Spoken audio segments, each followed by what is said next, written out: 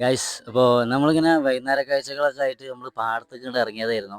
അപ്പോൾ ഇവിടെ ഒരുപാട് പേര് നിൽക്കുന്നുണ്ടായിരുന്നു. അപ്പോൾ നമുക്ക് എല്ലാവരോടും ഒന്ന് കണ്ട് ഇതുണ്ടല്ലോ നമ്മളെ ഇലക്ഷനൊക്കെ ആയി അടുത്ത് വന്നല്ലോ. അപ്പോൾ സഭാ കൊണ്ടുപോയേക്കൽ വിജയിക്കുമോ അതോ നമ്മുടെ ഷാജി ആണോ നമുക്കിവിടെ ജയിക്കുക, അതോ നമ്മുടെ NDA സ്ഥാനാർത്ഥി ജയകൃഷ്ണനാണോ എന്ന് നമുക്ക് എല്ലാവരോടും ഒന്ന് ചോദിച്ചു നോക്കാം. ഇലക്ഷനൊക്കെ ആയി അടുത്ത് വന്നല്ലോ. അപ്പോൾ നമുക്ക് നിങ്ങൾ ഷാജിയുടെ കൂടെയാണോ അതോ സഭാൻ്റെ കൂടെയാണോ? നമ്മള് ഷാജിയുടെ കൂടെയാണ്.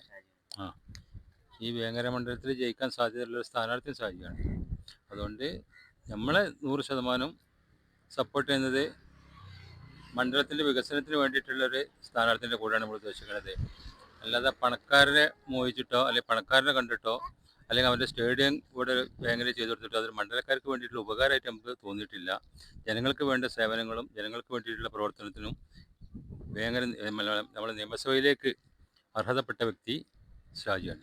അപ്പോൾ നിങ്ങൾ പറയുന്നത് സഭാനേക്കാളും ഭൂരിപക്ഷത്തോടെ ഷാജി ജയിക്കുന്നുള്ളതായിരിക്കും. 100% സഭാനേക്കാളും നല്ല മുൻ ഞങ്ങളെ MLA ആയിരുന്ന കുഞ്ഞാലിക്കുട്ടിനെക്കാട്ടിയും കൂടുതൽ ഭൂരിപക്ഷം നേടിയിട്ട് ഷാജി ഇവിടെ ജയിക്കാൻ ഉറപ്പാണ്. അപ്പോൾ ഇപ്പോൾ നമുക്ക് ഇലക്ഷനൊക്കെ ആയി വന്നല്ലോ. അപ്പോൾ നിങ്ങൾ സഭാൻ്റെ കൂടെയാണോ അതോ ഷാജിയുടെ കൂടെയാണോ? സഭാന്റെ കൂടെയാണോ ഷാജിന്റെ കൂടെയാണെന്നൊക്കെ ചോദിച്ചു കഴിഞ്ഞാല് നമുക്കെപ്പോഴും നമുക്ക് ഉപകാരം ചെയ്യുന്ന പാർട്ടിന്റെ കൂടെ നിൽക്കുക. പാർട്ടി ബേസിലല്ല, നമ്മൾ ഉപകാരമായിട്ട് മാറുന്ന ആരെന്ന് വെച്ചാൽ അയാളെ കൂടെ നിൽക്കുക.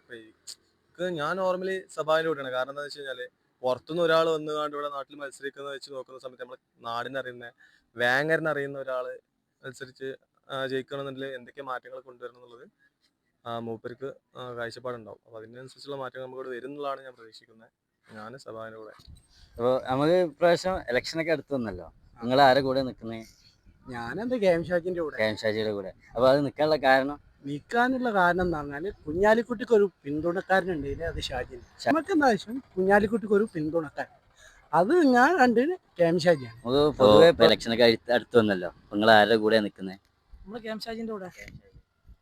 KM ഷാജി ഇപ്പോൾ എല്ലാവരും പറയുന്നത് നമുക്ക് വേങ്ങര അറിയുന്ന ഒരാളാണ് സഭാന്ന്. അപ്പോൾ അതിനെക്കുറിച്ച് എന്താ പറയാനുള്ളത്? അപ്പോൾ KM ഷാജി പറഞ്ഞ മാതിരിയാണ്, ആലപ്പുഴയിൽ നിന്നുള്ള VS പാലക്കാട് പോയിട്ട് മുഖ്യമന്ത്രി ആയില്ലേ. അപ്പോൾ അതേപോലെയാണ്, അത് നിയമസഭയ്ക്കല്ല, പഞ്ചായത്ത് മെമ്പർ ആവാനല്ലല്ലോ.